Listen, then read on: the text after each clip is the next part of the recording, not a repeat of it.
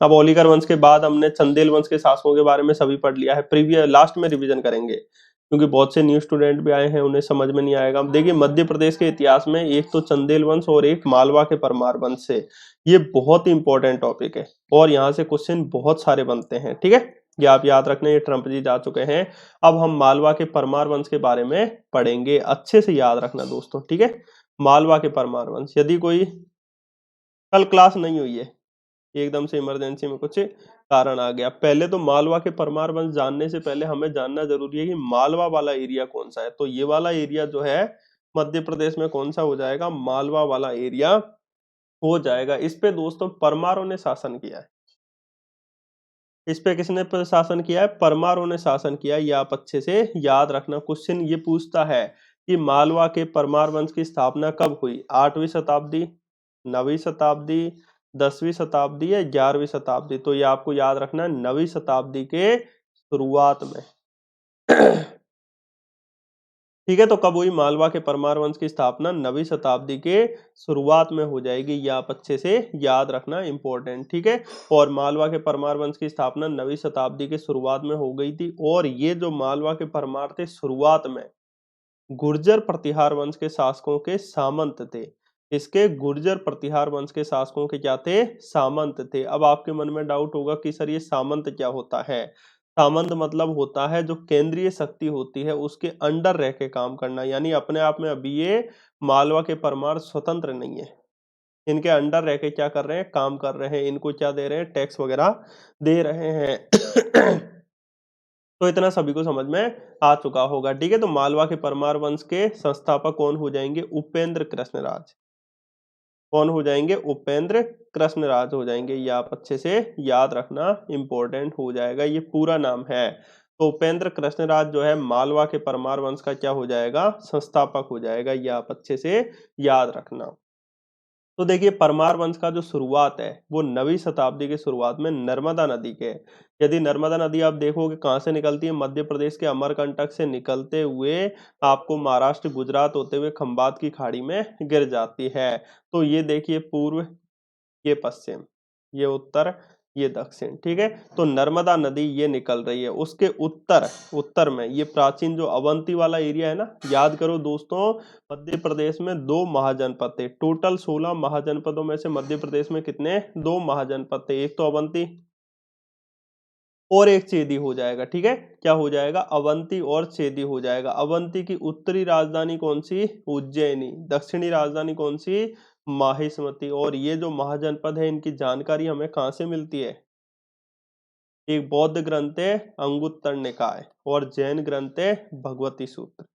तो यहाँ से हमें बौद्ध और जैन धर्म के बारे में, मतलब 16 महाजनपदों के बारे में जानकारी मिलती है, ठीक है। तो अंगुत्तर निकाय बौद्ध ग्रंथ और भगवती सूत्र जैन ग्रंथ हो जाएगा।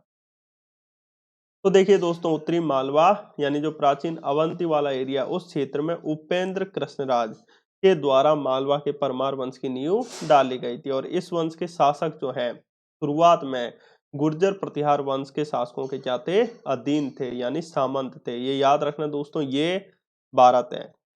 उस समय कहा जाता था यूपी में एक जगह है कन्नौज, कन्नौज पे जो शासन कर लेगा वो समझ लो पूरे उत्तर भारत पे शासन कर लेगा। तो उस समय गुर्जर प्रतिहार वंश के शासकों ने कन्नौज पर शासन कर लिया था, ये याद रखना। गुर्जर प्रतिहार वंश का शासक यदि संस्थापक आपसे पूछे तो हरिश्चंद्र लगाना है, और यदि वास्तविक संस्थापक आपसे पूछे तो नागभट्ट प्रथम। जैसे हरिश्चंद्र ज्यादातर में ऑप्शन नहीं आएगा तो आपको क्या लगाना है, नागभट्ट प्रथम लगाना है गुर्जर प्रतिहार वंश के शासकों के संस्थापक में, ठीक है। इतना सभी को समझ में आ चुका होगा। और कहा जाता है कि गुरु वशिष्ठ के अग्निकुंड से, यदि आप पृथ्वीराज चौहान के दरबार में एक दरबारी कवि रहते थे जिसका नाम था चंद्रपरदाई, चंद्रपरदाई की एक रचना है पृथ्वीराज रासो, इसमें कहा गया है, तो देखिए इसमें क्या कहा गया है, प्रतिहार, परमार, चौहान और चालुक्य, ठीक है। प्रतिहार, परमार, चौहान, चालुक्य, ये 4 जातियों की जो उत्पत्ति हुई है ये गुरु वशिष्ठ के अग्निकुंड से हुई है। इसके गुरु वशिष्ठ के अग्निकुंड से 4 जातियों की उत्पत्ति हुई है, दो पा दो चा, प्रतिहार परमार चौहान चालुक्य। ठीक है, तो प्रतिहार ये गुर्जर प्रतिहार, परमार जो अपन ये पढ़ रहे हैं, और चौहान हो जाएंगे और चालुक्य हो जाएंगे। ये आप अच्छे से याद रखना, इंपॉर्टेंट। ठीक है, हाँ, प्लस के सब्सक्रिप्शन में जो नोट्स है वो आपको हिंदी में भी मिलेंगे और इंग्लिश में भी मिलेंगे। जो भी प्लस का सब्सक्रिप्शन लेना चाहे कृपया यही रेफरल कोड यूज करें। वहां जो भी रेफरल कोड दिखे आपको हमारा पढ़ाया हुआ अच्छा लगता है तो यही यूज करें, स्टडी हब 7, STUDYHUB 7। नहीं, कन्नौज चोलों की कैपिटल नहीं रही थी। चोल वंश के शासकों ने इस एरिया में शासन किया है, यहाँ पर।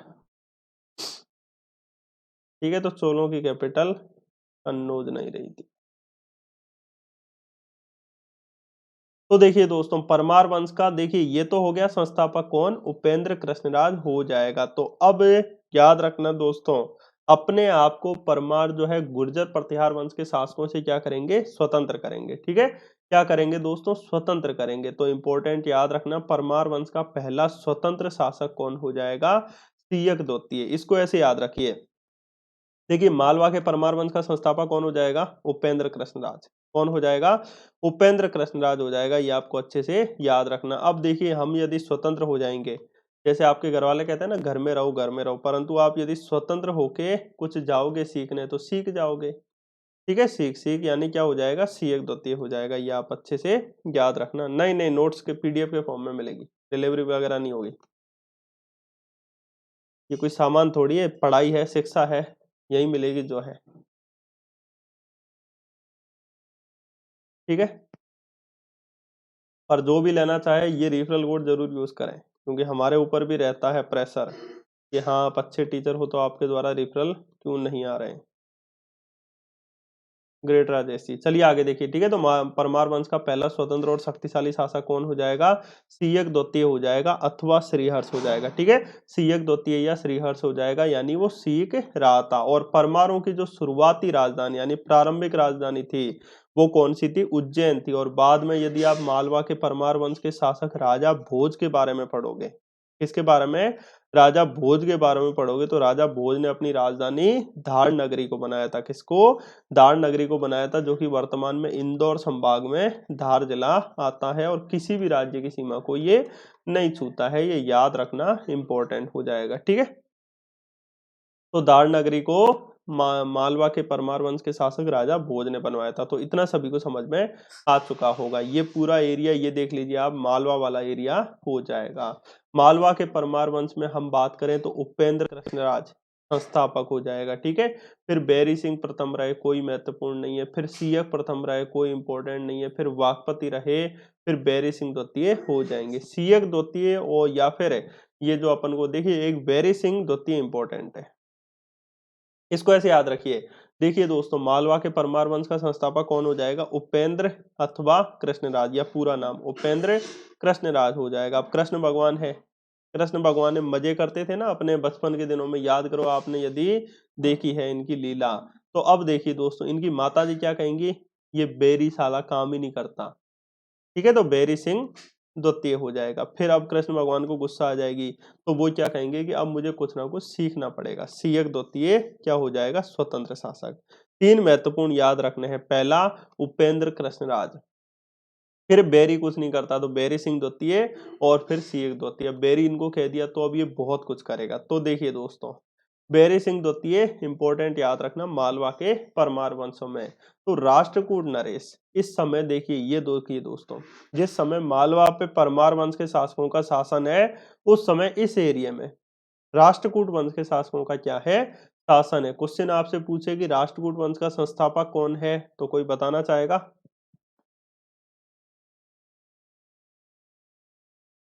राष्ट्रकूट वंश का संस्थापक दंती दुर्ग हो जाएगा। कौन हो जाएगा, दंती दुर्ग हो जाएगा। ये साउथ का इतिहास है, बहुत मुश्किल से समझ में आता है। यहाँ पर याद रखना, सबसे पहले सातवाहन वंश के शासकों ने शासन किया।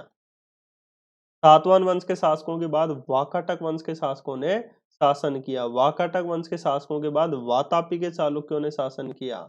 वातापी के चालुक्यों के बाद राष्ट्रकूटों ने शासन किया, और राष्ट्रकूटों के बाद कल्याणी के चालुक्यों ने शासन किया। किसने, कल्याणी के चालुक्यों ने। ये इसी एरिया में बता रहा हूं मैं, इस एरिया में। ठीक है, तो अभी इस समय राष्ट्रकूट वंश के शासकों का शासन चल रहा है, यानी इसके बाद कल्याणी के चालुक्यों का शासन आएगा। तो राष्ट्रकूट वंश के एक शासक थे जिसका नाम क्या था, कृष्ण तृतीय। ठीक है, देखिए दोस्तों इंपॉर्टेंट याद रखना है, राष्ट्रकूट नरेश कृष्ण तृतीय की सहायता से मालवा पर अपना पुनः प्रभुत्व बढ़ा लिया था। किसने, बैरी सिंह द्वितीय ने। और उदयपुरा एक प्रशस्ति है जिसमें हमें ये जानकारी मिलती है कि बैरी सिंह द्वितीय ने कहा था कि हम अपने तलवार के बल पर यह सिद्ध करके दिखाएंगे कि जो धार नगरी है, यानी जो धार है वर्तमान में, ये किसकी है, हमारी है। ये आप अच्छे से याद रखना। तो बैरी सिंह द्वितीय ने क्या किया था दोस्तों, कृष्ण तृतीय यानी राष्ट्रकूट नरेश कृष्ण तृतीय की सहायता से मालवा पर दोबारा अधिकार कर लिया, क्योंकि कमजोर पड़ गया था। ठीक है, और गुर्जर प्रतिहार वंश के शासकों के सामंत था मालवे के परमार हो जाएंगे। और उदयपुरा प्रशस्ति के अनुसार इसने अपनी, किसने, बैरी सिंह द्वितीय ने, तो इसने अपनी तलवार के बल पर यह सिद्ध कर दिया कि धार नगरी किसकी है, उसी की है। यह आप अच्छे से याद रखना। ठीक है, तो बैरी सिंह द्वितीय सभी को समझ में आ चुका होगा। उसके बाद देखिए दोस्तों, सियक द्वितीय। अभी अभी मैंने आपको क्या याद करवाया, पहले तो मालवा के परमार वंश का संस्थापक कौन हो जाएगा, उपेंद्र कृष्णराज। कृष्ण भगवान ने राज किया। तो उनकी माता जी क्या कहेंगी, बेरी कुछ काम नहीं करता है, बैरी सिंह द्वितीय हो जाएगा। जब बैरी कुछ काम नहीं करता तो वो तलवार लेके निकल गए, यानी तलवार के बल पे हमने दारा नगरी पे राज किया और राष्ट्रकूट नरेश कृष्ण तृतीय की सहायता से अपने आप को पावरफुल बनाया। फिर उसके बाद जब वो तलवार लेके गए तो उन्होंने क्या करा, सीखा। क्या करा दोस्तों, सीखा। तो सीयक द्वितीय हो जाएगा। एमपीपीएससी प्री में क्वेश्चन इस टॉपिक से बहुत आते हैं। और क्या क्वेश्चन बनते हैं कि उदयपुरा प्रशस्ति आपसे दे दिया था, इससे किसकी जानकारी मिलती है, मालवा के परमार वंश की। इसके अलावा इनमें से कौन मालवा के परमार वंश का शासक नहीं होगा, यानी मालवा के परमार वंश के महत्वपूर्ण शासक भी आपको क्रम से याद होने चाहिए। ठीक है, तो अब देखिए दोस्तों, सियक द्वितीय अथवा श्रीहर्ष हो जाएगा। ठीक है, तो सियक द्वितीय, सियक ने क्या कही, हमें सीखना है। सियक ने क्या कही, हमें सीखना है। तो ये याद रखना, सियक द्वितीय या श्रीहर्ष ये पहला महत्वपूर्ण शासक हो जाएगा। ठीक है, तो मालवा के परमारों में पहला महत्वपूर्ण शासक कौन हो जाएगा, सियक द्वितीय हो जाएगा। ये आप अच्छे से याद रखना। इसने राष्ट्रकूट नरेश को हराया था और मालवा में स्वतंत्र राज्य की स्थापना कर दी थी, यानी गुर्जर प्रतिहार वंश के शासकों से अपने आप को स्वतंत्र करने वाला मालवा का पहला शासक आ जाए तो आपको याद रखना है, सियक द्वितीय हो जाएगा। ठीक है, ये याद रखना। अब देखिए दोस्तों, देखिए पहला संस्थापक कौन होगा, सभी बताइए लाइन से। संस्थापक कौन होगा मालवा के परमार वंश का,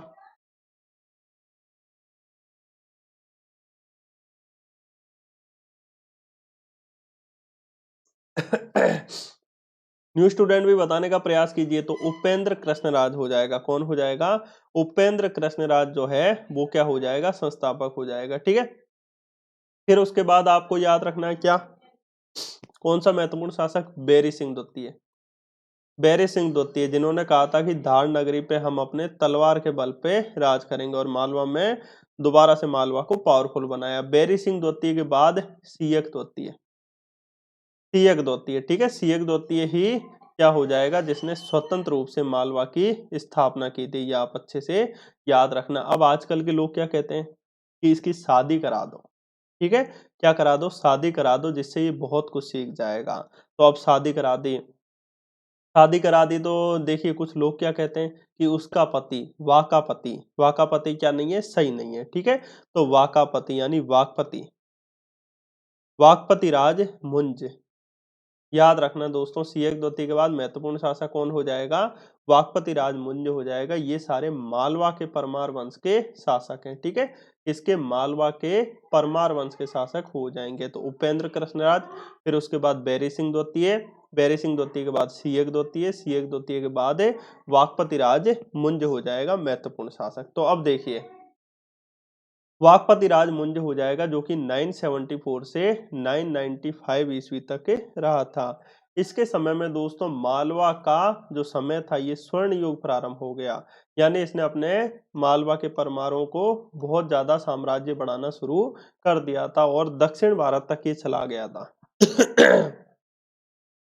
किधर चला गया था, दक्षिण भारत तक। यहाँ मालवा के परमार हैं। यहाँ अभी अभी मैंने आपको बताया था ना, कौन शासन कर रहे थे, राष्ट्रकूट शासन कर रहे थे।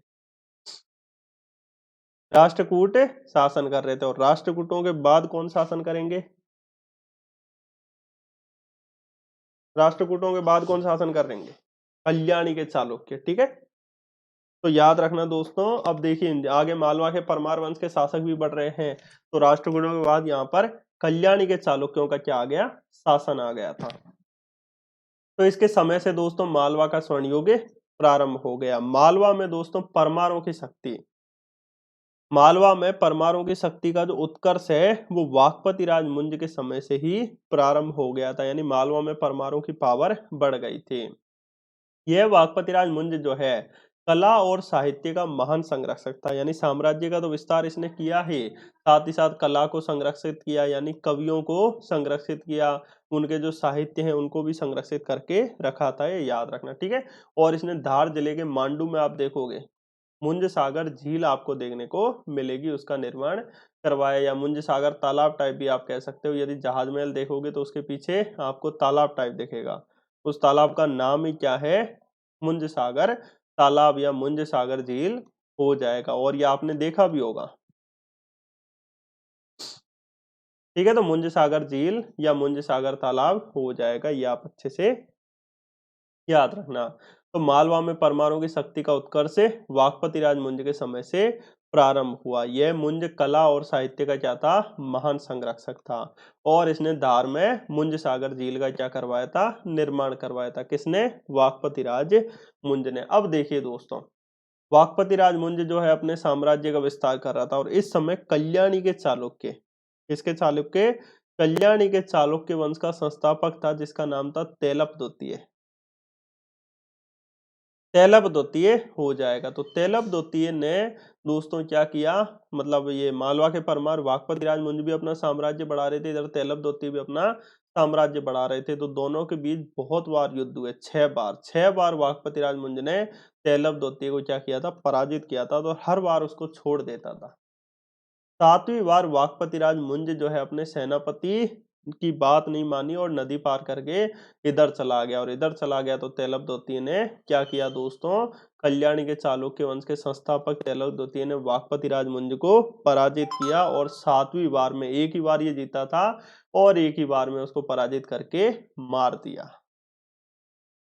ठीक है, ये आपको अच्छे से याद रखना है। तो वाकपति राज मुंज ने चालुक्य शासक तेलप द्वितीय को कितने बार हराया? 6 बार हराया। 7वीं बार में तेलप द्वितीय ने, आपको याद रखना, वाकपति राज मुंज को मार दिया था और हरा दिया। ठीक है, इतना सभी को समझ में आ चुका होगा। साथ ही साथ ये याद रखना, वाकपति राज मुंज ने श्री वल्लभ, पृथ्वी वल्लभ, अमोघ वर्ष आदि उपाधियां भी धारण की थी। इतना महत्वपूर्ण नहीं है, मेंस के पॉइंट ऑफ व्यू से आ जाए तो आप लिख सकते हो। ठीक है, वाकपति राज ऐसे याद रख सकते हो, वाकापति। वाकापति जो है राज करता है अपनी पत्नी के दिल में। ठीक है, राज करता है तो पत्नी भी क्या कहेगी? श्री जी आप ही हो, जो भी हो। ठीक है, पूरी पृथ्वी में, और जब मेघ वगैरह बरसते हैं तो आप ही देखते हो। ठीक है, तो श्री वल्लभ, पृथ्वी वल्लभ और अमोघ वर्ष, मेघ अमोघ।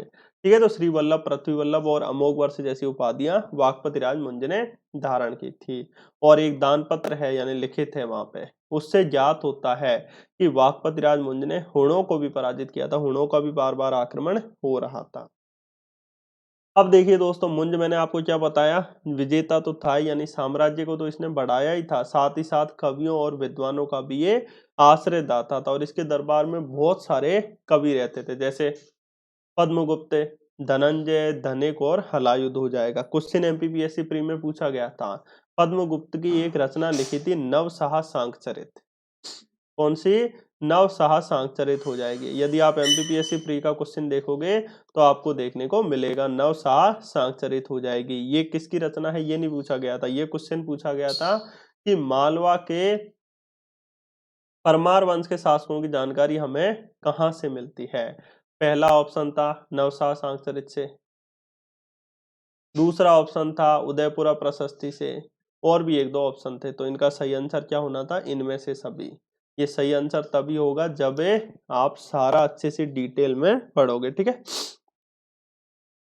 तो देखिए दोस्तों, कौन कौन से दरबारी कवि थे? पद्मगुप्त, धनंजय, धनिक और हलायुध हो जाएगा। तो अभी अभी मैंने आपको क्या याद कराया? वाकापति। ठीक है, ये याद रखना। अब देखिए दोस्तों, अब उनकी शादी क्या हुई थी, नई नई हुई थी, तो नवशाह ओवरऑल में रहेंगे। ठीक है, नवशाह सांचरित। तो शुरुआत में तो किसी का चरित्र पता नहीं चलता है, ठीक है, क्योंकि वो सभी गुप्त रूप से छुपा के रखते हैं। ठीक है, तो गुप्त यानी पद्मगुप्त, तो पद्मगुप्त की रचना क्या हो जाएगी, नवशाह सांचरित हो जाएगी। और ये वाकपति राज मुंज के दरबार में रहते थे।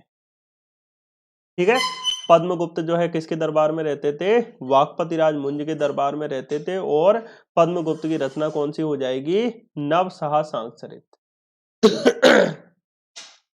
ठीक है, तो कौन सी रचना हो जाएगी, नवशाह सांचरित रचना हो जाएगी किसकी, वाकपति राज मुंज के दरबार में जो पद्मगुप्त रहते हैं उसकी याद हो चुका होगा। अब देखिए दोस्तों, धनंजय, अब वाकीपति याद रख सकते हो, वाकीपति यानी वाकी जो पति पत्नी थे, उन्होंने कहा कि हमें धन दीजिए, हमें क्या दीजिए, धन दीजिए। अब पत्नी ने कहा पति से धन दीजिए। अब पति देव भी क्या कहते हैं कि ये लो 10 रुपए, क्या कहते हैं, ये 10 रुपए। ठीक है, तो 10 रूपक, तो धनंजय की रचना कौन सी हो जाएगी, 10 रूपक। लिंक द्वारा पकड़ना तो याद रहेगा, नहीं तो रटते रहोगे और कुछ भी याद नहीं होगा। ठीक है, तो वाकपति राज मुंज के दरबार में एक तो पद्मगुप्त रहते थे। पद्मगुप्त की रचनाएं सभी बताइए कौन सी थी, पद्मगुप्त की रचनाएं बताइए।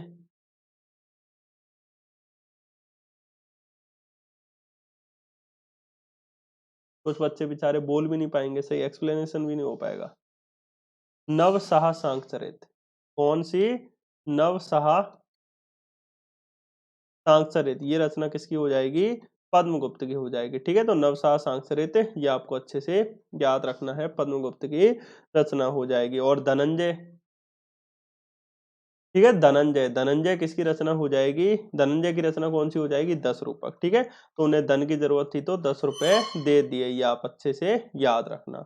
अब ये बताइए, 10 रुपए जब कोई किसी को देगा तो वो चिढ़ेगा कि नहीं, बताइए, चिढ़ेगा कि नहीं चिढ़ेगा। हम्म, तो अब वो देखिए, अब वो चिढ़ गई तो इन्होंने कही कि 10 रुपए में, 10 रुपए में तो मैं बहुत धनी बन गई, क्या बन गई, धनी बन गई, ऐसे चिढ़ाने के लिए। ठीक है, धनी बन गई। ठीक है, और अब ये बताइए, तो वो कहती है कि 10 रुपए में क्या मैं अपना जो लुक है वो सुधार लूंगी, नहीं, तो फिर पूरे लोक को हिला दिया। ठीक है, 10 रूपावलोक, क्या कर दिया, पूरे लोक को हिला दिया, यानी 10 रूपावलोक हो जाएगा। और अब तो क्या आएगा, काल आएगा। ठीक है, धनिक की रचना कौन सी हो जाएगी, 10 रूपावलोक हो जाएगी और काल निर्णय हो जाएगी, ये आपको अच्छे से याद रखना है। तो धनंजय की रचना याद हो गई, धनंजय की कौन सी हो जाएगी, 10 रूपक। और धनिक की कौन सी हो जाएगी, 10 रूपावलोक और काल निर्णय। ठीक है, तो 10 रूपावलोक और काल निर्णय किसकी हो जाएगी, धनिक की रचना हो जाएगी, आराम से याद हो चुका होगा। उसके बाद देखिए हलायुद्ध, क्या दोस्तों, हलायुद्ध, हलायुद्ध की रचना याद रखना। अब देखिए हलायुद्ध, इसको ऐसे याद रखिए, हलवायुद्ध यानी हलवा। अब देखिए वाकीपति, वाके पति पत्नी दोनों हलवा खाने गए। अब वे हलवा खाने लग गए, तो अब देखिए दोस्तों, लेडीज जो है पूरा ध्यान रखती हैं। लेडीज कहती हैं कि अभी बात बात मत करो, अभी इधर ध्यान दो, किधर ध्यान दो, अभी इधर ध्यान दो। तो अभिदान रत्नमाला, ठीक है, अभिदान रत्नमाला हो जाएगी। और पिंगल शास्त्र पर एक मृत संजीवनी टीका भी इन्होंने लिखा है, किसने, हलायुद्ध ने। थोड़ा थोड़ा याद हुआ होगा सभी को, दोबारा देखिए, सभी स्टूडेंट रिकॉल करते जाना। ठीक है, मालवा के परमार वंश का संस्थापक कौन हो जाएगा, उपेंद्र कृष्णराज। कौन हो जाएगा, उपेंद्र कृष्णराज हो जाएगा, ये आपको अच्छे से याद रखना है, इंपॉर्टेंट। उसके बाद देखिए महत्वपूर्ण शासक बैरी सिंह द्वितीय। बैरी सिंह द्वितीय ने राष्ट्रकूट नरेश कृष्ण तृतीय की सहायता ली थी और मालवा में दोबारा से, आपको याद रखना है, पावरफुल नींव डाल दी थी। बैरी सिंह द्वितीय के बाद, बैरी सिंह द्वितीय के बाद सियग द्वितीय, सियग द्वितीय ने मालवा में अपने आप को क्या किया था, स्वतंत्र किया था। सियग द्वितीय के बाद हमने क्या पढ़ा, वाकपति राजमुंज। वाकपति राजमुंज के समय से ही मालवा के परमार वंश का स्वर्ण युग प्रारंभ होता है। क्या होता है, स्वर्ण युग क्या होता है, प्रारंभ होता है। ये आप अच्छे से याद रखना, ठीक है। वाकपति राज मुंज ने 6 बार कल्याणी के चालुक्य वंश के संस्थापक तेलप द्वितीय को पराजित किया था। किसको? तेलप द्वितीय को पराजित किया था। कितने बार पराजित किया था? 6 बार पराजित किया था, ये याद रखना। 7वीं बार तेलप द्वितीय ने इसको पराजित किया और मार दिया, ठीक है। वाकपति राज मुंज जो है, इसके दरबार में बहुत सारे कवि वगैरह भी रहते थे, ठीक है। तो वाकपति राज मुंज के दरबार में बहुत सारे कवि वगैरह भी रहते थे। कौन कौन रहते थे? तो देखिए दोस्तों, पद्मगुप्त, धनंजय, दनेक और हलायुध। तो देखिए, पद्मगुप्त की रचना कौन सी हो जाएगी? नवसहा सांकचरित। कौन सी हो जाएगी? नवसहा सांकचरित। धनंजय की रचना कौन सी हो जाएगी? 10 रूपक। धनिक की कौन सी हो जाएगी? 10 रूपावलोक।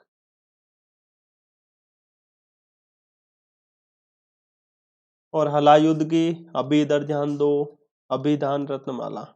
कौन सी? अभिधान रत्नमाला और पिंगल शास्त्र पर व्रत संजीवनी टीका। ये प्रमुख वाकपति राज मुंज के दरबार में रहते थे। इन्होंने बहुत उपाधियां भी धारण की थी, श्री वल्लभ, पृथ्वी वल्लभ, अमोघ वर्ष, ठीक है। ये मुंह जुबानी याद होने चाहिए सभी को, जैसे मुझे हो रहे हैं वैसे ही आपको याद होने चाहिए किसी भी हालत में, ठीक है। तो श्री वल्लभ, पृथ्वी वल्लभ और अमोघ वर्ष हो जाएगी। ये आप अच्छे से याद रखना। किसके बारे में? वाकपति राज मुंज के बारे में, ठीक है। तो वाकपति राज मुंज के बारे में ये सारी चीजें आपको अच्छे से याद रखनी है। यहां तक सभी को समझ में आ चुका होगा। ठीक है। तो प्रमुख शासकों में वाकपति राज मुंज हो जाएगा, और बस पद्मगुप्त की रचना नवसा सांकचरित हो जाएंगे, और वाकपति राज मुंज को उत्पल राजा की संज्ञा भी इसी में दी गई है। और नवसा सांकचरित में ही जानकारी मिलती है कि वाकपति राज मुंज की हत्या किसने कर दी थी? तेलप द्वितीय ने। किसने कर दी थी? तेलप द्वितीय ने वाकपति राज मुंज की हत्या कर दी थी। तो इसका भाई वाकपति राज मुंज का गद्दी पर बैठता है, जिसका नाम क्या हो जाएगा? सिंधराज, ठीक है। तो सिंधराज गद्दी पर बैठता है वाकपति राज मुंज का भाई, और सिंधराज जैसे ही राजा बनता है, ठीक है। तो राजा बनते ही इसने तेलप द्वितीय तो पहले था, उसके बाद उसका पुत्र कल्याणी के चालुक्यों में बैठता है सत्याश्रम। तो सत्याश्रम पर क्या किया? आक्रमण किया, और आक्रमण करके अपने राज्य को वापस ले लिया। ये आप अच्छे से याद रखना। और ये जो सिंधराज था, कौन था? ये वाकपति राज मुंज का भाई हो जाएगा, ठीक है। तो ये वाकपति राज मुंज का क्या हो जाएगा? भाई हो जाएगा। तो इतना सभी को समझ में आ चुका होगा। और एक और चीज याद रखना, सिंधराज ने धार जिले में शिवलिंग की स्थापना किए जाने का उल्लेख भी मिलता है, कि धार जिले में एक शिवलिंग की स्थापना किसने की थी?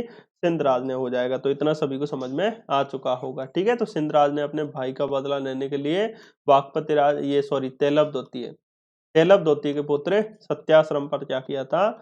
आक्रमण किया था, और अपने साम्राज्य को वापस ले लिया। अब सिंधराज के बाद राजा भोज गद्दी पे बैठता है। कौन बैठता है? राजा भोज। बहुत इंपॉर्टेंट है एमपीपीएससी प्री के पॉइंट ऑफ व्यू से भी, और साथ ही साथ एमपीपीएससी मेंस के पॉइंट ऑफ व्यू से भी बहुत ज्यादा इंपॉर्टेंट हो जाएगा। ये याद रखना दोस्तों, क्या? राजा भोज। तो देखिए दोस्तों, मालवा के परमार वंश में राजा भोज जो है, ये मालवा के परमार वंश का एक यशस्वी यानी पावरफुल राजा था, ठीक है। राजा भोज जो हो जाएगा, मालवा के परमार वंश का एक पावरफुल शासक था। उदयपुरा प्रशस्ति, ये उदयपुरा प्रशस्ति, इसके अनुसार हमें जानकारी मिलती है कि इसने तुर्कों को भी पराजित किया था, ये ठीक है। और धार जिले के अपनी राजधानी बनाया था। तुर्कों का आक्रमण हो रहा था उस समय, पता है दोस्तों? आपको पता है महमूद गजनवी? महमूद गजनवी क्या था? एक तुर्क था जिसने 1000 से 1027 ईस्वी तक भारत में कितने बार? 17 बार आक्रमण किया था। ठीक है, कितने बार आक्रमण किया था? 17 बार आक्रमण किया था, ये आप अच्छे से याद रखना। तो तुर्कों का भी भारत पर आक्रमण हो रहा है। सबसे पहले अरबों का आक्रमण हुआ था भारत पर। किसका आक्रमण हुआ था? अरबों का आक्रमण हुआ था। अरबों में आपको पता है ना, 712 ईस्वी में मोहम्मद बिन कासिम ने आक्रमण किया था। किसने? मोहम्मद बिन कासिम ने 712 ईस्वी में आक्रमण किया था। ये आपको अच्छे से याद रखना है। वो क्या थे? अरब हो जाएंगे। तो मोहम्मद बिन कासिम पहला अरब था जिसने भारत पर आक्रमण किया। उससे पहले मुसलमान बहुत कम थे अपने भारत में। तो उसके बाद धीरे धीरे जजिया जैसा टैक्स लगाने लगे, तो सभी जो धर्मों के लोग हैं वो जजिया टैक्स से बचने के लिए अपने धर्म को क्या करने लग गए थे? परिवर्तित करने लग गए थे। ये आप अच्छे से याद रखना। ठीक है, तो उसने दोस्तों तुर्कों को पराजित किया और धार को अपनी राजधानी बनाया था। यह हमें उदयपुरा प्रशस्ति से जानकारी मिलती है। इसने 1008 ईस्वी में महमूद गजनवी के विरुद्ध, समझ गए? महमूद गजनवी एक तुर्क था जिसने भारत में 17 बार आक्रमण किया। 16वां आक्रमण इसका सोमनाथ मंदिरों पर था। सोमनाथ मंदिरों के बारे में सभी जानते होंगे, गुजरात में हो जाएंगे। ठीक है, सोमनाथ मंदिरों पर जिस समय इसने शासक किया था, वो आक्रमण किया था ना, उस समय भीम प्रथम शासक थे। कौन थे? भीम प्रथम क्या हो जाएंगे? शासक हो जाएंगे। ये आप अच्छे से याद रखना। तो इसने 1008 ईस्वी में महमूद गजनवी के विरुद्ध, ये इंपॉर्टेंट याद रखना, शाही शासक आनंद पाल की सैनिक सहायता दी थी। और आनंद पाल के पुत्र त्रिलोचन पाल को 1019 ईस्वी में आपको याद रखना है अपने राज्य में आश्रय भी दिया था। अब आपके मन में डाउट होगा कि सर ये आनंद पाल कौन है और ये त्रिलोचन पाल कौन है? तो देखिए दोस्तों, कोई बताना चाहेगा ये कौन है? पहले तो ये बताइए।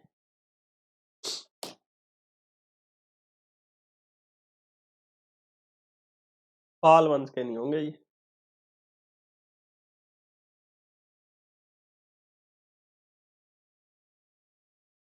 बताइए, राजा भोज का मतलब आनंद पाल क्या है? ये कौन है? तो देखिए दोस्तों, ये है अपना भारत। हाँ, हिंदू शाही वंश। ठीक है, ये है अपना भारत। भारत में इस एरिया में हिंदू शाही वंश के शासकों ने शासन किया। किसने? हिंदू शाही वंश के शासकों ने शासन किया था। तो सबसे पहले याद रखना दोस्तों, जयपाल। जयपाल ने महमूद गजनवी का बहुत बहादुरी से सामना किया, और जब इसे लगा नहीं जीत पाएंगे, इनकी बेइज्जती हो गई, तो इन्होंने सुसाइड कर लिया था।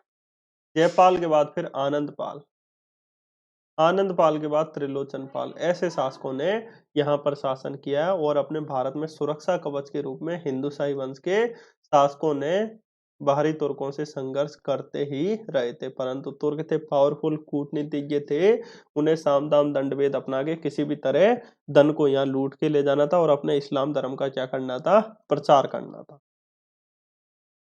इस वजह से ये दोस्तों एक तरह से तुर्क आ गया। और साथ ही साथ अपने भारत में उस समय एकता का भाव था। सभी राजा जो है अपने आप में क्या कर रहे थे? लड़ रहे थे। कहीं ये उससे लड़ रहा है, कहीं ये उससे लड़ रहा है, मारवा के परमार इधर, ये बागपति के चालुक्यों से लड़ रहे हैं। तो इस तरह दोस्तों कोई भी केंद्रीय शक्ति नहीं थी। केंद्रीय शक्ति नहीं थी तो स्थिति कमजोर पड़ती जा रही थी, और बाहरी तुर्कों ने इस चीज का फायदा उठाया और भारत पर क्या किया था? आक्रमण किया था। ठीक है, इतना आपको अच्छे से याद रखना है। तो देखिए दोस्तों, इसने 1008 ईस्वी में महमूद गजनवी के विरुद्ध है। यानी महमूद गजनवी किससे लड़ रहा था? आनंद पाल से लड़ रहा था। तो मालवा के परमार वंश ने क्या किया? आनंद पाल को सैन्य सहायता भेजी कि आनंद पाल जी, हम आपके सैनिक भेज रहे हैं, आप तो महमूद गजनवी से लड़ते रहिए। ये आप अच्छे से याद रखना। और फिर आनंद पाल की मृत्यु के बाद उनके पुत्र त्रिलोचन पाल, त्रिलोचन पाल जो है इतना पावरफुल शासक नहीं था। 1019 ईस्वी में महमूद गजनवी ने आक्रमण किया तो ये इधर भाग के आ गया था। और राजा भोज, राजा भोज ने इसको क्या दिया था? शरण दी थी। ये आपको अच्छे से याद रखना है, इंपॉर्टेंट हो जाएगा। और साथ ही साथ आपको याद रखना है, इस वंश का सबसे पावरफुल शासक यही था, राजा भोज हो जाएगा। तो क्वेश्चन आ जाए कि मालवा के परमार वंश का पावरफुल शासक राजा भोज हो जाएगा। धार नगरी, मतलब धार को अपनी राजधानी किसने बनवाया? राजा भोज ने हो जाएगा। और राजा भोज ने त्रिभुवन नारायण मंदिर, कौन सा मंदिर? त्रिभुवन नारायण मंदिर का निर्माण भी कराया था। ये भी आपको अच्छे से याद रखना है। और ये एमपीपीएससी प्री में क्वेश्चन पूछा गया था अभी हाल ही में। कि उदयपुर में जो त्रिभुवन नारायण मंदिर है ये किसने बनवाया? तो ये राजा भोज ने बनवाया था। ठीक है, आई थिंक अब यदि आपने एमपीपीएससी प्री 2019 वाला दिया होगा तो आपको थोड़ा थोड़ा याद आ रहा होगा। पढ़ा है तो जो सीरियसली पढ़ के गए थे उन्हें याद आ रहा होगा, और जो पढ़ के नहीं गए उनके लिए तो सारे मंदिर ही बराबर है, चाहे त्रिभुवन हो, चाहे भगवान भोलेनाथ का हो, चाहे हनुमान जी का हो।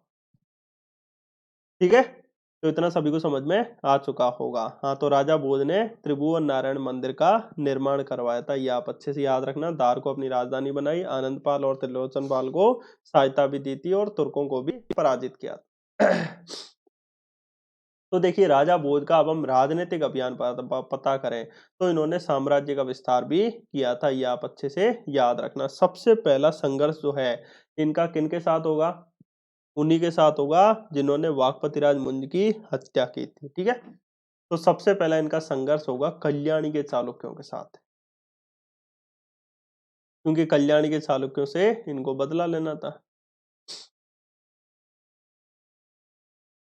ये आप अच्छे से याद रखना। तो उस समय देखिए दोस्तों, राजा भोज का राजनीतिक अभियान पढ़ने से पहले उनके प्रधानमंत्री रोहक थे और मंत्री कौन हो जाएंगे? भुवनपाल हो जाएंगे। ठीक है, ये याद रखना, प्रधानमंत्री रोहक और मंत्री भुवनपाल हो जाएंगे राजा भोज के। याद तो रहेगा नहीं, मुझे पता है कुछ ही दिनों में बराबर हो जाएगा, पर फिर भी थोड़ा थोड़ा याद रखना। अब राजा भोज क्या कह रहे थे? रोको, क्या कह रहे थे? रुको प्रधानमंत्री, हम जो है अपने मंत्री भुवन का वीडियो देखेंगे। और भुवन बाम का आपने वीडियो देखा होगा, बीबी की वाइन्स। ठीक है, तो भुवन बाम यानी भुवन पाल हो जाएगा। ठीक है, तो भुवन पाल, तो राजा भोज का याद रखना दोस्तों। प्रधानमंत्री यानी पीएम कौन हो जाएगा? रोहक हो जाएगा, और मंत्री कौन हो जाएगा? भुवन पाल हो जाएगा, ये आप अच्छे से याद रखना। ठीक है, सेनापति बहुत सारे सेनापति थे, कुलचंद्र हो जाएगा, साठ हो जाएगा और तरादित्य। इन्होंने कही कि हम अपने पूरे कुल को लेके चलेंगे, 60-60 लोग चलेंगे और दुश्मनों को तारे दिखा देंगे। ठीक है, तो ये थोड़ा सा याद रखना, कुलचंद्र, साठ और तारादित्य इनके क्या हो जाएंगे? सेनापति। अब देखिए दोस्तों, राजा भोज का सबसे पहले जो संघर्ष है वो किससे हुआ? कल्याणी के चालुक्यों के साथ हुआ था। शुरुआत में राजा भोज को क्या मिली? सफलता भी मिली थी, और इन्होंने जो ये कल्याणी के चालुक्य वंश का एरिया था उस एरिया में बहुत सी चीजों को, बहुत से एरिया को क्या कर लिया था? जीत भी लिया था, ये याद रखना। ठीक है, तो देखिए दोस्तों, शुरुआत में भोज का सर्वप्रथम संघर्ष जो है कल्याणी के चालुक्यों के साथ हुआ। प्रारंभ में उसे सफलता भी मिली थी और गोदावरी नदी के आसपास का क्षेत्र जो है राजा भोज ने जीत लिया था। इस युद्ध में दोस्तों त्रिपुरी के, यानी याद रखना दोस्तों, जिस समय मालवा के परमार वंश के शासक यहाँ शासन कर रहे हैं, बुंदेलखंड में चंदेल वंश के शासकों का शासन चल रहा है, और इधर जबलपुर वाले एरिया में त्रिपुरी में कलचुरी वंश के शासकों का शासन चल रहा है। क्वेश्चन पूछे कि कलचुरी वंश का संस्थापक कौन हो जाएगा, तो आप क्या लगाओगे?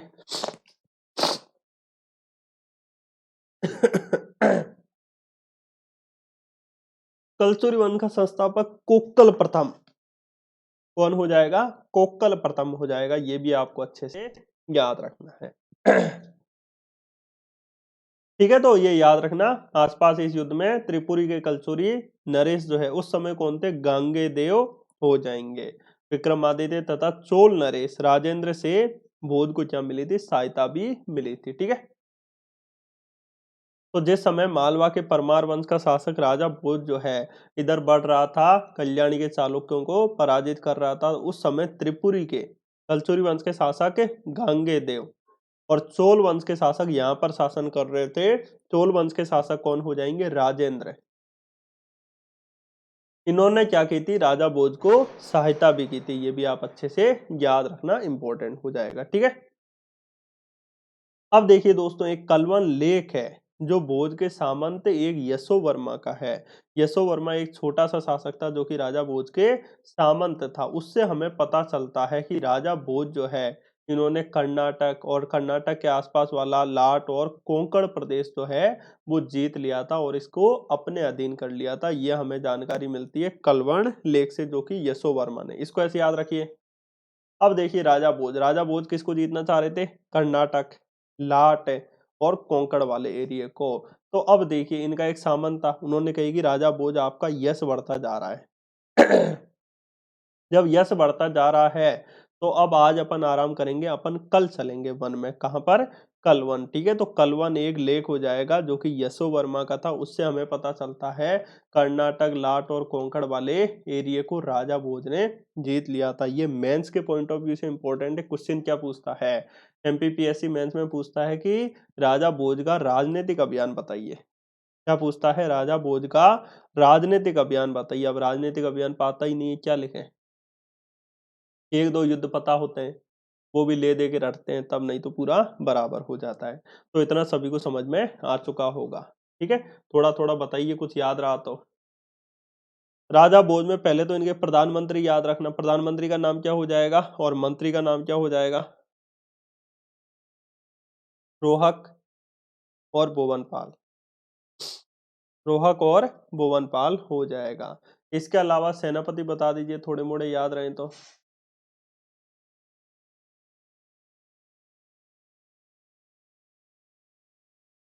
कुलचंद्र, साड, तरादित्य। ठीक है, कुलचंद्र, साड और तरादित्य क्या हो जाएंगे? इनके सेनापति हो जाएंगे। ये आपको अच्छे से याद रखना है। ठीक है, तो राजा भोज ने सबसे पहले कल्याणी के चालुक्यों पर आक्रमण किया था। इसकी सहायता त्रिपुरी के कलचुरी वंश के शासक गांगे देव ने भी की थी और चोल नरेश राजेंद्र ने भी इसकी क्या की थी? सहायता की थी। साथ ही साथ हमें कलवण एक लेख जो कि यशो वर्मा का है, उससे हमें जानकारी मिलती है कि कर्नाटक, लाट और कोंकण वाले एरिया को भी राजा भोज ने क्या कर लिया था? जीत लिया था। क्या कर लिया था? राजा भोज ने जीत लिया था। ये आपको अच्छे से याद रखना है। चलिए अब मैं आपको प्लस के बारे में बता देता हूँ, उसके बाद क्लास आगे कंटिन्यू करेंगे। क्लास एंड नहीं हुई है, क्लास अभी चलेगी। तो देखिए इससे पहले मैं आपको बता दूं कि आप अनअकैडमी का ऐप गूगल प्ले से स्टोर से इंस्टॉल करके ये कैटेगरी जरूर ध्यान रखना, एमपीपीएससी एंड व्यापम हो जाएगी। फिर आपको क्या करना है? प्रमोद राणा सर्च करना है। जैसे ही आप सर्च करोगे तो फॉलो के बटन पर क्लिक कर लेना, जिससे क्लास का नोटिफिकेशन पहुंच जाएगा। तीन ऑप्शन दिखेंगे आपको, प्लस, फ्री कोर्सेज और अबाउट। फ्री कोर्सेज पे जब जाओगे तो नीचे फीड में आपको सारे फ्री कोर्सेज देखने को मिल जाएंगे लाइन से, तो ये आप सारे कोर्सेज देख सकते हो। अब इसके अलावा देखिए प्लस है क्या चीज, ये मैं आपको बता देता हूँ। तो ये जो प्लस है ये गोला है। इस गोले के अंदर आपको 50 प्लस टीचर मिलेंगे। सीरियसली आप एमपीपीएससी की पूरी तैयारी करना चाहते हो तो नाम मात्र की फीस में कर सकते हो। एमपीपीएससी मेंस 2019, 2020, 2021 तीनों की तैयारी। इसके अलावा सीक्वेंस में तैयारी, Vyapam, MPSI, MP police, MP high court की तैयारी। पर्टिकुलर डाउट क्लियरिंग सेशन मिलेगा आपको हर 3 क्लास के बाद में। टेस्ट सीरीज मिलेगी आपको, प्री और मेंस की मॉक टेस्ट, बैच कोर्सेस। अब तो अनअकैडमी जो है ये और सुविधाएं दे रही है इसी गोले के अंदर। समझिए ये गोला कोचिंग है। जैसे मान लीजिए आप जुड़ जाते हो आज, कोई प्रीवियस वाला बैच कोर्स है तो वो भी देख पाओगे, आगे वाला बैच कोर्स है वो भी देख पाओगे। आप बैच की फीस नहीं दे रहे हो, आप कोचिंग की फीस दे रहे हो। ठीक है, इसके अलावा आपको मंथली करंट अफेयर की मैगजीन मिलेगी, महीने में 2 हर बार मिलती है। प्रैक्टिस क्वेश्चन 7000 आप टेस्ट दे सकते हो। फुली प्रिपेयर्ड नोट्स भी तैयार हो रहे हैं, ऑलमोस्ट इस महीने तैयार हो जाएंगे। ठीक है, और इंग्लिश मीडियम के अलग से बैच कोर्स भी होंगे। तो ये रिफरल कोड आप जरूर याद रखें। जैसे आप देखिए पेमेंट करोगे ना यहाँ पर, ये देखिए ये करंट अफेयर की मंथली मैगजीन ऐसे, इसमें इंटरनेशनल भी, नेशनल भी और एमपी सभी का करंट अफेयर एक साथ मिलेगा, अलग से कहीं भटकने की जरूरत नहीं है। इसके अलावा आप ये देखिए टेस्ट, टेस्ट पे क्लिक करोगे तो सारे टेस्ट दे पाओगे प्रत्येक टॉपिक के। पॉलिटी में भी कौन कौन से टॉपिक्स के देने। तो ये फीस है मात्र, देखिए 12 महीने की 8800। यानी आप कोई ऑफलाइन कोचिंग में जाओगे तो उस कोचिंग की फीस 1 लाख रुपए होगी, यानी आपकी एक किस्त होगी 10,000 की। तो एक किस्त के बराबर आप पूरी फीस दे रहे हो। 2 साल की और कम है उस हिसाब से आप देखो तो 12,800। पर जैसे ही आप देखिए, जैसे ये दिखेगा नीचे रेफरल कोड कहीं मांगेगा आपको वहां पर, या कोई भी दूसरा रेफरल कोड डला हो तो आप उसको क्रॉस करके आप हमारा ही रेफरल कोड यूज करें। क्या है हमारा रेफरल कोड? Study hub 7। आपको फर्क नहीं पड़ेगा कि हमें तो सर छूट मिल रही है ना, हमें क्या मतलब है। पर आपको हमारा पढ़ाया हुआ थोड़ा अच्छा लगता है, हाँ लगता है कि टीचर सपोर्टिव है, तो आप यही रेफरल कोड यूज करें, स्टडी हब 7 हो जाएगा। ठीक है, तो जैसे ही आप ये रेफरल कोड यूज करोगे तो आपको सीधी 10% क्या मिल जाएगी? छूट मिल जाएगी। ठीक है, तो 8,800 से कितनी हो जाएगी, 7,920। इसी तरह 12,800 से 11,520 हो जाएगी। फिर आप आगे रिडीम पे क्लिक कर दोगे तो थोड़ी और आपको छूट मिल जाएगी। मतलब इसके अलावा ये हो गई फीस 10% और यहाँ मैक्सिमम 10% तक मिल सकती है। जितने आपके कॉइन्स हो उस अनुसार मिल जाएगी। तो ये सभी समझ चुके होंगे आप, पेमेंट फिर अपने माध्यम से आसानी से कर पाओगे। तो जो भी स्टूडेंट लेना चाह रहा है प्लस का सब्सक्रिप्शन, रेफरल कोड यही यूज करे, स्टडी अप 7। चलिए 1 मिनट का समय, किसी को कोई डाउट है तो आप पूछ सकते हो।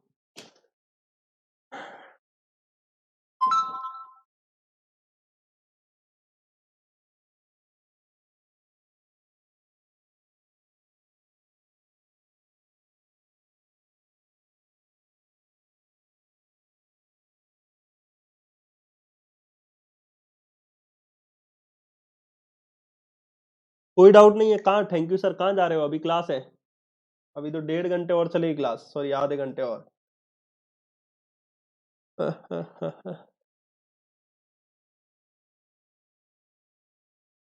कोई डाउट है क्या किसी को?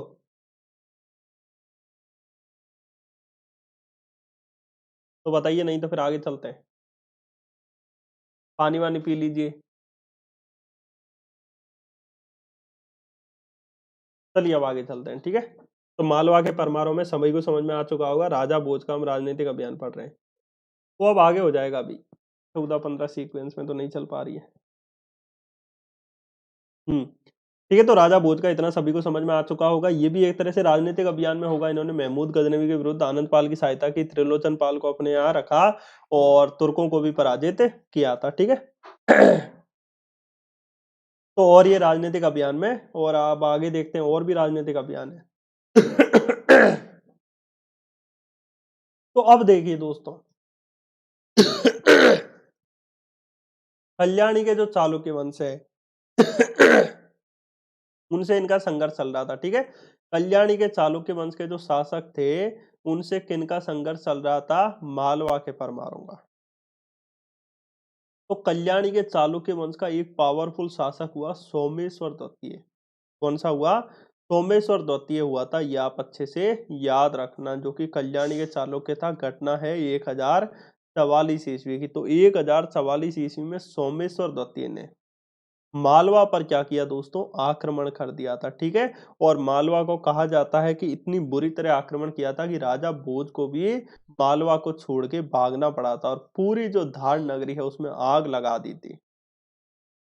ठीक है, पूरी धार नगरी में किसने आग लगा दी थी, सोमेश्वर द्वितीय ने, जो कि कल्याणी के चालुक्य वंश का एक पावरफुल शासक है। हो जाएगा, ये आप अच्छे से याद रखना। पहले राजा भोज ने आक्रमण किया, फिर उसके बाद सोमेश्वर द्वितीय ने कुछ समय रुक के आक्रमण किया और राजा भोज भाग गया। राजा भोज के बारे में कहा जाता है कि इन्होंने कुछ दिनों तक बाहर ही रहे थे, उसके बाद वापस लौट कर आए और फिर अपनी धार नगरी को वापस दोबारा से पूरी तरह सही किया था। इतना आपको सभी को समझ में आ चुका होगा। ठीक है, तो 1044 ईस्वी में सोमेश्वर द्वितीय ने मालवा राज्य पर आक्रमण कर राजा भोज को भागने के लिए क्या कर दिया, बाध्य कर दिया, और राजा भोज भाग गया क्योंकि उनके पास कोई भी ऑप्शन नहीं था।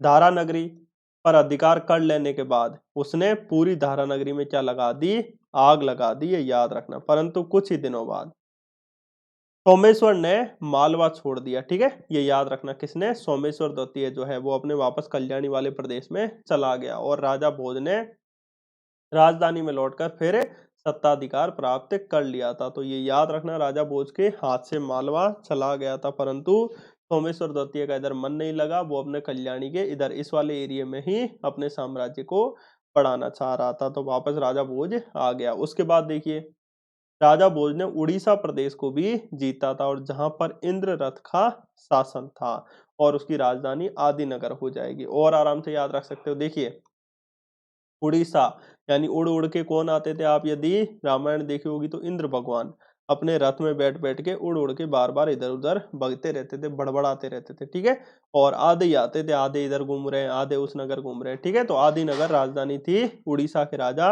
इंद्ररथ की हो जाएगी। तो उड़ीसा का शासक इंद्ररथ था, जिसको राजा भोज ने क्या किया था, पराजित कर दिया था।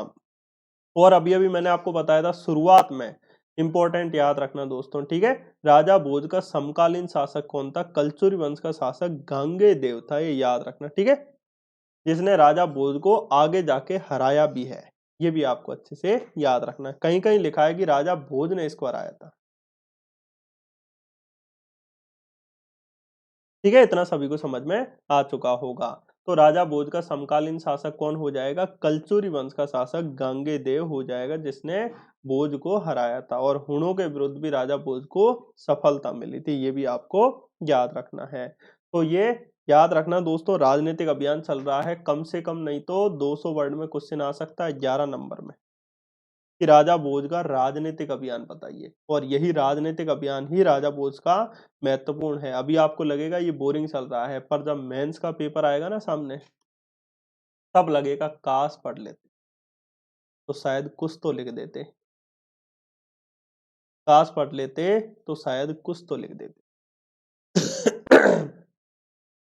ठीक है, तो समझ में आ चुका होगा राजा भोज का समकालीन शासक कौन हो जाएगा? कलचुरी वंश का शासक गांगेय हो जाएगा, जिसने राजा भोज को क्या करा था? हराया था। और हुणों के विरुद्ध भी राजा भोज को सफलता मिली थी, ये याद रखना। अब देखिए दोस्तों, राजा भोज का चंदेलों से संघर्ष होता है। जिस समय राजा भोज यहाँ पे मालवा के परमार वंश के शासन कर रहे हैं, उसी समय बुंदेलखंड वाले एरिया में चंदेल वंश का एक शासक है, जिसका नाम है विद्याधर। और आपने पढ़ा भी होगा कि विद्याधर ने, जब मैंने चंदेल पढ़ाया था, कि विद्याधर ने महमूद गजनवी का बहुत अच्छी तरह सामना किया था और इसने कंदरिया महादेव मंदिर को भी कंप्लीट बनवाया था। ये भी आपको अच्छे से पता होगा, याद है कि नहीं है? कंदरिया महादेव मंदिर को इसने क्या करवाया था? बनवाया था। तो अब देखिए दोस्तों, जिस समय राजा भोज जो है ये अपने साम्राज्य को बढ़ा रहा था, उसी समय चंदेल वंश का शासक कौन था? विद्याधर। उसकी भी महत्वाकांक्षा कुछ ऐसी ही थी कि मैं चंदेल वंश को बढ़ाऊं। उस समय देखिए दोस्तों, जो ग्वालियर वाला एरिया है, हाँ बिल्कुल हो गई थी। ग्वालियर वाला जो एरिया है, ये आपको अच्छे से याद रखना है। वहां पर कछवाहा वंश के शासकों का शासन था। और कछवाहा वंश के जो शासक थे, ये चंदेलों के सामंत थे। कछवाहा वंश के जो शासक थे, वो चंदेलों के क्या थे? सामंत हो जाएंगे, यानी उनके अधीन रह के क्या कर रहे थे? शासन कर रहे थे। ये आप अच्छे से याद रखना। और राजा भोज, मालवा का जो राजा भोज है, वो क्या चाह रहा था? कि मैं ग्वालियर पर अधिकार करूं। और ग्वालियर पर कछवाहा वंश के शासकों का शासन था, जो चंदेलों के सामंत थे। तो ये याद रखना दोस्तों, राजा भोज ने भी इस चीज के लिए बहुत संघर्ष किया था। ठीक है, परंतु बाद में देखिए, विद्याधर के रहते तक तो राजा भोज यहाँ पर अधिकार नहीं कर पाए थे। परंतु विद्याधर का शासनकाल कंप्लीट हुआ, उसके बाद स्थिति कमजोर पड़ी चंदेलों में, तब राजा भोज ने ग्वालियर पर अधिकार कर लिया था। इतना भी आपको अच्छे से याद रखना है। ठीक है, तो ग्वालियर में दोस्तों विद्याधर के कछवाहा वंशी सामंत शासन करते थे। ठीक है, कछवाहा वंश के शासक शासन करते थे। इस समय की बात चल रही है, आगे जाके तोमर भी शासन करेंगे। तो ग्वालियर में विद्याधर के कछवाहा वंशी सामंत जो है शासन करते थे। ऐसी स्थिति में दोनों के बीच संघर्ष होना स्वाभाविक था, और संघर्ष हुआ। राजा भोज ग्वालियर को जीतना चाहते थे और विद्याधर नहीं देना चाहते थे। कहा जाता है कि राजा भोज जो है विद्याधर की बढ़ती हुई शक्ति के आगे कमजोर पड़ गया था और उसे पराजित भी होना पड़ा था विद्याधर से। परंतु विद्याधर की जब मृत्यु हो गई, तो उसके बाद चंदेल शक्ति क्या पड़ गई? कमजोर पड़ गई। और कछवाहों ने, जो पहले चंदेल के सामंत थे, चंदेल वंश के सहयोगी थे, तो देखिए, जो पहले चंदेलों के सहयोग से शक्तिशाली बने हुए थे, अब वो राजा भोज की अधीनता इन्होंने स्वीकार कर ली थी। इतना आपको अच्छे से याद रखना है, सभी को समझ में आ चुका होगा। अब बताइए, कोई डाउट है, समस्या है तो आप हमसे पूछ सकते हैं। और थोड़ा गला हमारा खराब है, तो क्लास होगी अब आगे कल। जो भी स्टूडेंट प्लस का सब्सक्रिप्शन लेना चाहे, रेफरल कोड StudyUp7 का जरूर यूज करें। और थोड़ा घर में अभी हमारे शादी है और भी बिजी हैं, तो हो सकता है कि क्लासेस इधर उधर अभी चले। ठीक है दोस्तों, तो मिलते हैं अब नेक्स्ट क्लास में। कोई डाउट है, समस्या है तो बता दीजिए। तो थैंक यू फ्रेंड्स, जय हिंद, जय भारत।